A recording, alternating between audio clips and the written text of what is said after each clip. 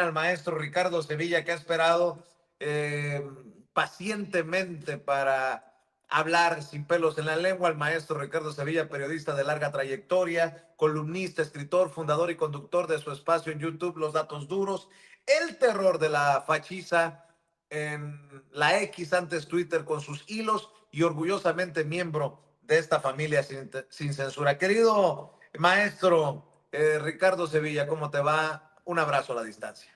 Un abrazo recibido y plenamente correspondido, querido Vicente, me va muy bien, muchísimas gracias. Estaba yo escuchando a Mike Vigil con gran provecho, una de las grandes autoridades en temas de narcotráfico, sabe muy bien sobre el asunto y pues bueno, está develando aquí cosas que nosotros sospechábamos. A mí no me da ninguna confianza lo que dice María Scherer, que efectivamente no tiene ninguno de los atributos, no heredó ninguno de los atributos intelectuales ni periodísticos que colmaban la vida de Julio Scherer García, el director, exdirector del periódico Excelsior, porque aunque usted no lo crea, hubo una época en donde el periódico Excelsior tenía cualquier suerte de personajes escribiendo ahí, haciendo auténticamente periodismo.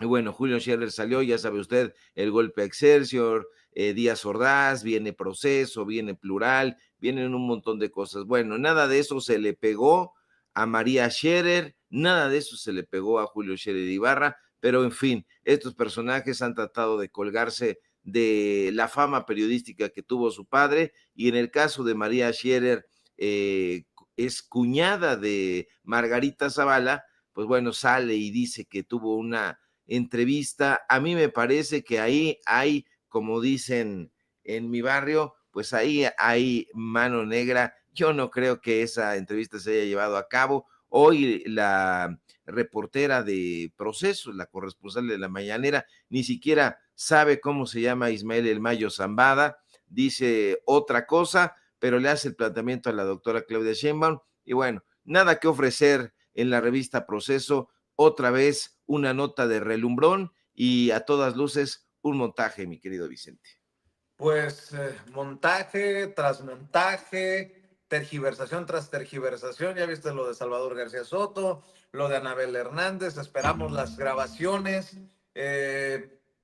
Y ahora, traidores a la patria, dice la presidenta, en relación a este planteamiento que hace Hans Salazar, a quien le mando un abrazo. Ayer me tocó saludarlo personalmente. Mi querido Ricardo, pues que se ponga el saco a quien le quede, ¿no?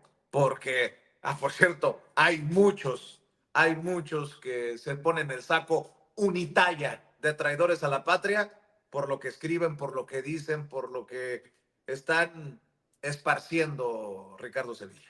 Así es, y es que lamentablemente son legión y efectivamente les podría quedar muy bien el saco, porque la doctora Claudia Sheinbaum es experta, yo diría que es una sastre tremenda, porque da este mensaje a los conservadores. Y mira, Vicente, los conservadores quisieran que regresáramos al siglo XIX, estos personajes que no se cansan de mirar hacia el pasado, muy nostálgicos, pensando en aquella mentira de que todo tiempo pasado fue mejor. Yo no estoy dispuesto a creer eso. Ay, es que todo tiempo pasado fue mejor. No, no, no. No es así, no es verdad. Pero estos personajes tienen una idea vieja, tienen una idea caduca sobre la política y sobre el pueblo de México, que eso es lo más peligroso. En las redes sociales, personajes inefables que ya no vamos a enumerar porque no vale la pena, piden la intervención de los gobiernos extranjeros, piden la intervención de Estados Unidos, la intervención de España. Usted los ha leído una y otra vez, los leyó ayer, los leyó la semana pasada, el mes pasado, el año pasado, el sexenio pasado, porque es lo único que hacen. Le piden a Trump, le piden al rey que venga y que solucione, dicen, los problemas que tiene este país. Estos personajes son los vergonzantes herederos de Miguel Miramón. Dice la doctora Claudia Sheinbaum, habla de Miramón, aquel líder conservador del siglo XIX, conocido precisamente por su vergonzoso papel en la Guerra de Reforma y en la intervención francesa. Un completo cretino. ¿No recuerdan que este personaje ascendió al poder como presidente interino, y ahí, gracias precisamente a esa visión conservadora que lo impulsó, que lo defendió, se puso a enfrentar justamente a los liberales, especialmente tenía una animadversión contra Benito Juárez, el capitán, diríamos, de los liberales, y estos personajes en la derecha, Vicente, no recuerdan, o yo no diría que no recuerdan, simplemente no saben, porque son burdos, porque son estúpidos, porque son ignorantes, porque no leen ni conocen la historia de este país, no recuerdan que el gobierno de Miramón buscó restaurar el papel de la Iglesia Católica, y establecer un estado confesional. Sí, querían que la iglesia les tomara confesión a todos de manera obligatoria. Eso lo propuso Miramón. Y a mí, en este caso, lo más peligroso me parece que todavía haya personajes en esta época que defiendan al conservadurismo. Defender el conservadurismo, Vicente, es defender una tara social sin más. Las miradas conservadoras de los políticos, de los periodistas, entre comillas, y de ciertos grupos sociales han causado muchísimo daño al perpetuar desigualdades sociales y limitar el progreso. Ellos dicen que están a favor del progreso, para nada, no son progresistas. La gente lo sabe, y la gente que milita y que simpatiza con ellos, si fuera un poquito más a fondo, dejaría de simpatizar con ellos y entenderían que este tipo de enfoques, sin duda retrógradas, defienden roles tradicionales que han marginado históricamente a ciertos grupos en nuestro país. Ya lo hemos visto, el conservadurismo una y otra vez se opone a las reformas educativas, se opone a las reformas sociales. ¿Qué es lo que hacen? Intentar favorecer a un orden social rígido, el famoso statu quo que ignora las necesidades contemporáneas. Vivimos, aunque ellos no lo quieran ver de esa manera, en el México contemporáneo, y no lo entienden, no lo van a entender porque son cerriles, y además porque el conservadurismo, Vicente, viene de la mano de los privilegios, viene de la mano de una visión elitista, de una visión de castas. Y esta resistencia al cambio que tienen estos personajes ha propiciado que estos grupos no se adapten, no puedan entender ni en lo político, ni en lo económico, ni en lo social, ya no digamos en lo cultural, en lo artístico, los desafíos, los muchos desafíos sociales que exige una nación contemporánea. Es el México contemporáneo, aunque Guillermo Sheridan, ese conservador ramplón, piense otra cosa. Los conservadores, Vicente, ya lo hemos visto, lo hemos atestiguado, exacerban los problemas en lugar de resolverlos. Ahí están atizando estas críticas malavidas y malhadadas en las redes sociales. Echémosle un ojo, por ejemplo, a la historia de la educación en nuestro país y vamos a ver el daño que le ha hecho el conservadurismo a los estudiantes y a las escuelas. No podemos ser ciegos ante la realidad. Neguémonos a eso. Si hacemos un examen minucioso, nos vamos a dar cuenta de que la mirada conservadora en la educación de este país ha causado muchísimos efectos negativos. Ahí están, a la vista de quien los quiera ver, de quien los quiera recordar, porque recordar es muy importante en un proceso de transformación. Acuérdese nada más de la rigidez y de la mirada cuadrada de muchos educadores conservadores. Nosotros vivimos, tú y yo, Vicente, en una época, y mucha gente que nos ve y que nos escucha también, en una época donde los profesores se comportaban de una manera distinta. Recuerde su juventud, su adolescencia, su infancia en las escuelas, cómo era. Los profesores en su mayoría promovían desde el conservadurismo un enfoque rígido. ¿Qué hacían? Pues priorizar la obediencia, la memorización. Tómate esta biografía, esta monografía, te paras ahí, la recitas. Y eso hacían, priorizaban la obediencia. Siéntate, cállate. Oye, estoy en desacuerdo con eso, profesor, te callas. Memoriza y listo. Eso limitaba el desarrollo del pensamiento crítico y de la creatividad. porque usted no lo va a creer. Pero aquí mismo, en esta calle, en este barrio, lamentablemente hay todavía miradas conservadoras que todavía enfrentan esas secuelas, justo por esa formación, porque hay muchos personajes que se formaron bajo aquel enfoque conservador y tienen un pensamiento burdo y retrógrada, y eso tiene una razón de ser. ¿Cuál es esa triste razón de ser? La mirada conservadora, como es vieja, como es ajada, pretende que se excluyan temas contemporáneos en la mesa de la discusión. ¿Qué temas son los contemporáneos? La diversidad sexual, los derechos humanos, la crítica, y eso, al oponerse a ello, van perpetuando pues una serie de desigualdades, de segregación escolar. Eso es muy terrible, la segregación escolar.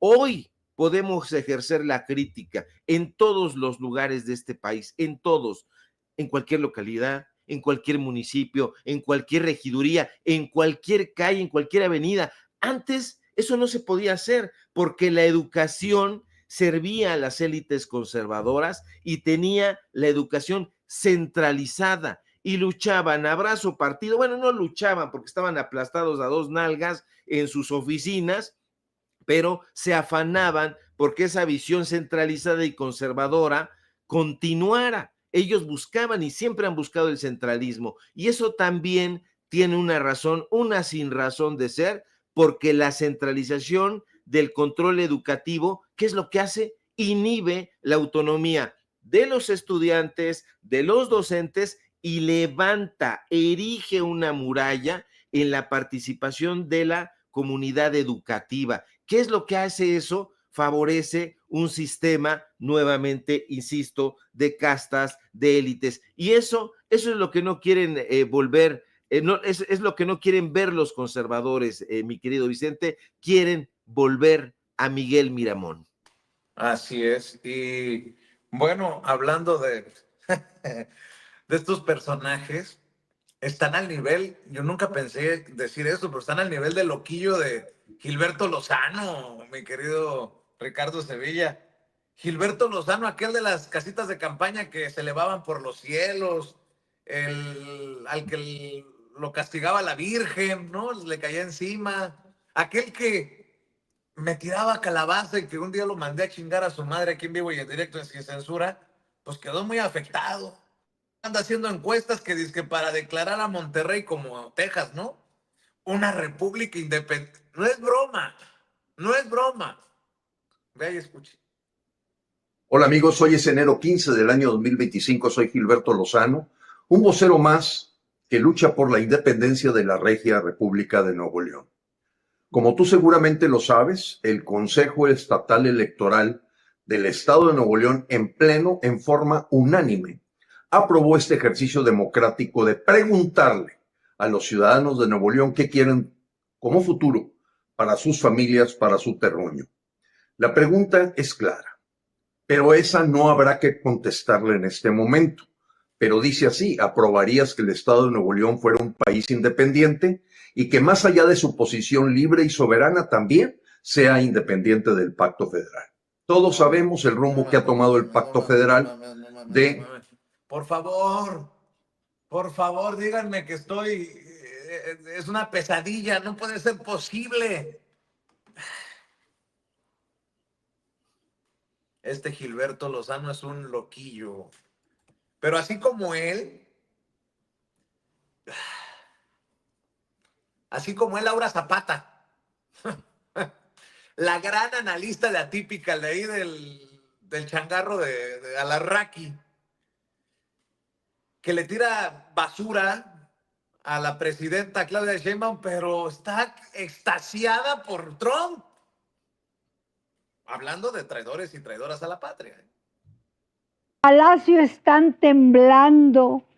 El gringo ya regresó. Y los títeres de López no saben ni qué pasó. Sheinbaum dice estar tranquila, pero suda la ansiedad porque Trump les advirtió: si no cumplen, viene el golpe y tempestad. Marcelo juega al sumiso. Mr. Trump, no nos maltrate. Pero el güero le responde, ya sé bien quién eres, cuate. Los gringos quieren respuestas, ya no quieren simulacros. Quieren nombres, quieren pactos, quieren al en el marco.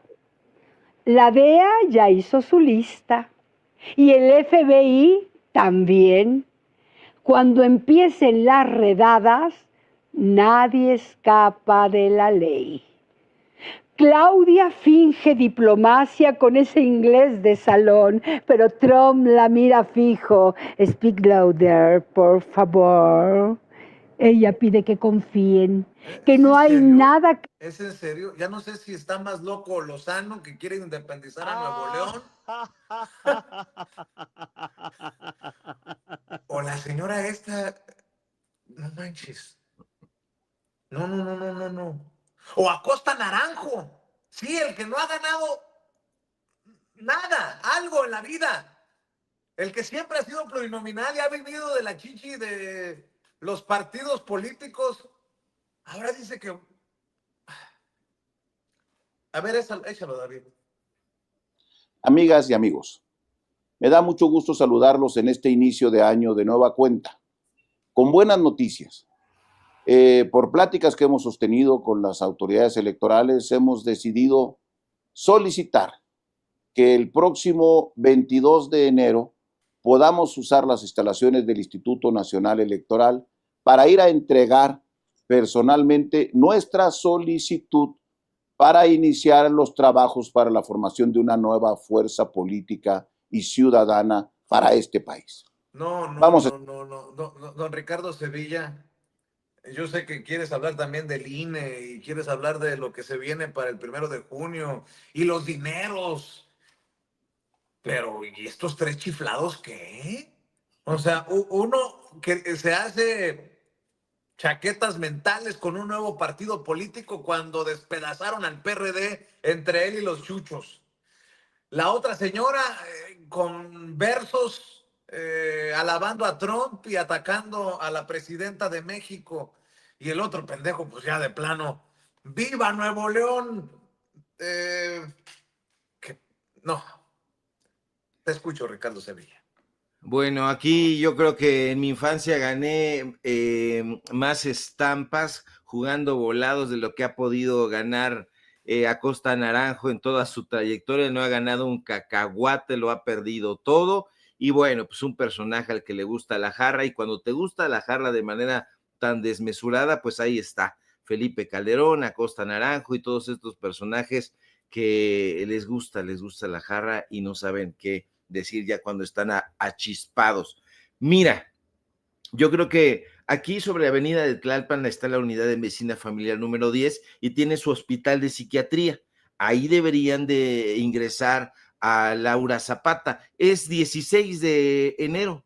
16 de enero, yo estoy escuchando una calaverita. Eso fue en noviembre. ¿Por qué está diciendo una calaverita ahí en Atypical TV? Solo el diablo y las calaveras que le pelan los dientes lo saben. Yo estoy muy decepcionado porque antes este tipo de personajes estaban ahí y ya veo por qué, no tenían ningún tipo de oposición y estaban ahí como líderes de opinión, estaban como los grandes actores y la gente lo pensaba.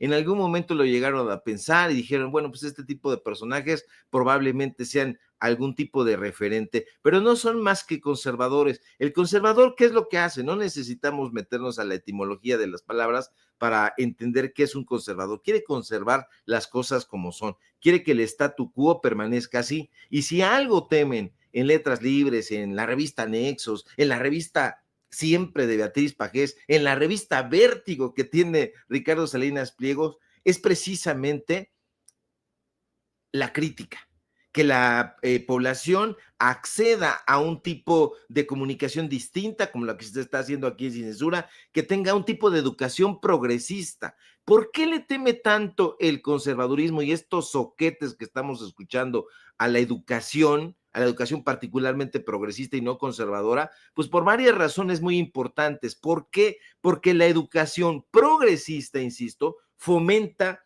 la participación crítica, promueve el pensamiento indócil y yo diría el aprendizaje experiencial y de investigación, porque ay carajo, cómo le temen estos oquetes al pensamiento crítico y a la investigación. Lo hemos visto cómo palidecen o cómo tiemblan cuando les presentamos justamente las investigaciones, los datos duros. Las cosas están cambiando y no lo van a poder parar. A mí me parece que están cambiando, de hecho, a pasos agigantados, y esto decíamos al principio del sexenio de Andrés Manuel López Obrador, se va a llevar tiempo, sí se está llevando tiempo, pero francamente, Vicente, no tanto tiempo como yo me hubiera imaginado. Están cambiando las cosas a pasos agigantados. Los conservadores, estos neoliberales, estos tontos, están perdiendo hasta en sus propios foros. Yo he visto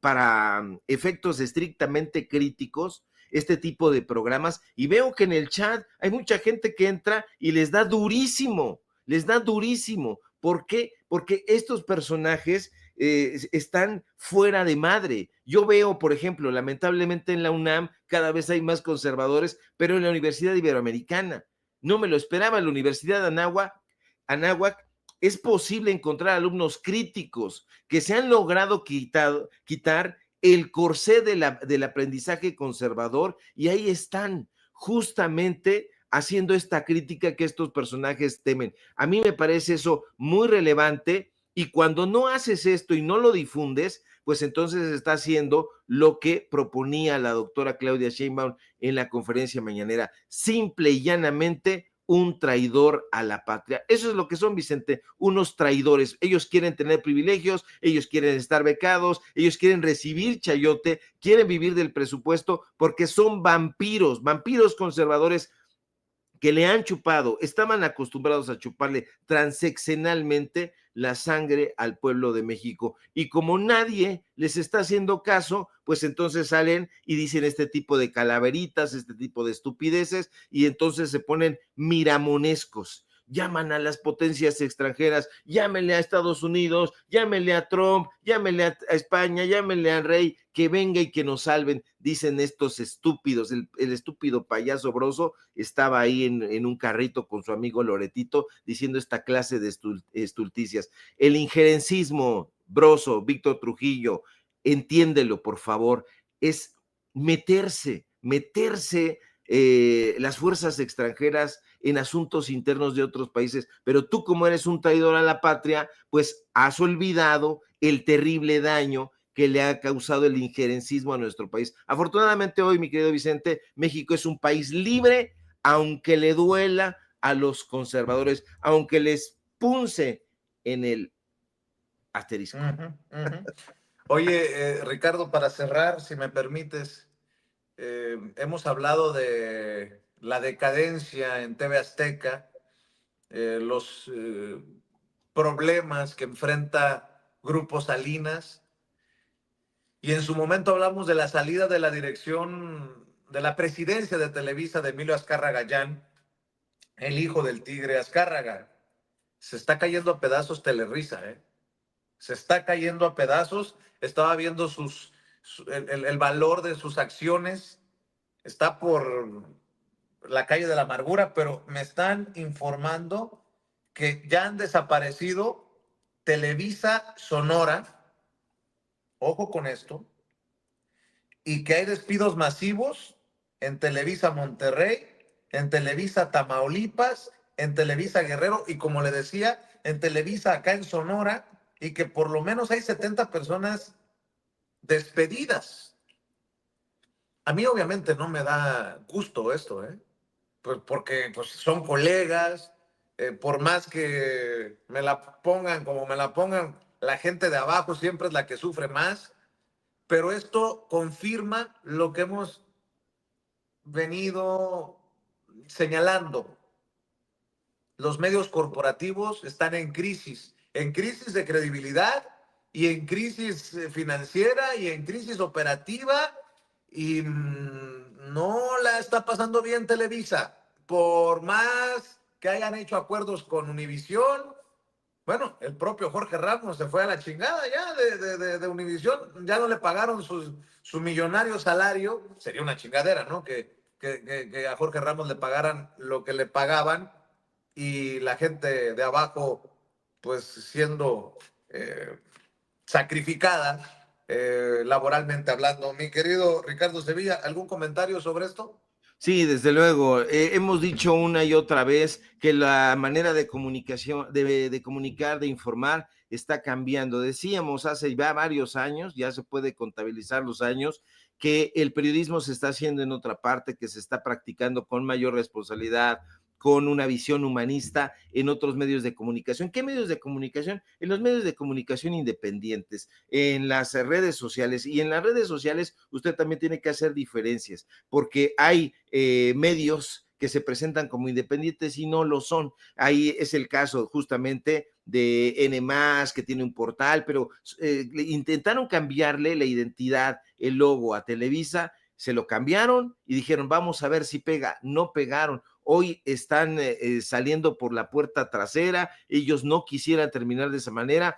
Imagínese usted nada más, Emilio Azcárraga Vidaurreta, Emilio Azcárraga, el Tigre Azcárraga, no se hubieran imaginado nunca que su nieto, su hijo, iba a terminar apartándose del grupo Televisa, siendo señalado por ser uno de los personajes líderes del cártel del fútbol, del FIFA Gate. Nunca se lo hubieran imaginado que este personaje hubiera estado envuelto en escándalos y que no los hubieran podido parar con sus medios de comunicación. Están no solamente en crisis y en descrédito, sino que simple y sencillamente en unos años los veremos difuminados. Nunca más van a tener ni el poder ni la influencia sobre los medios de comunicación, sobre el periodismo que en algún momento tuvieron. Nunca más la gente se va a volver a poner en manos de estos personajes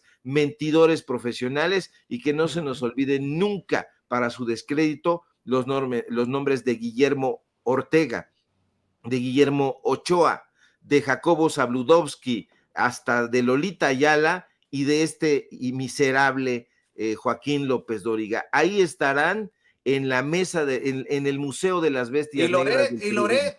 Ay, Loretito, ese también. Es que como ese nació en el descrédito, pues ya, pero tiene razón, formó parte de las huestes de Televisa, el único alumno, yo creo que de López Dóriga, y que sí lo logró superar en mendacidad, en estulticia y en montajes. Mi querido Ricardo Sevilla, sigue haciendo enojar a la fachiza en X con tus hilos. Yo también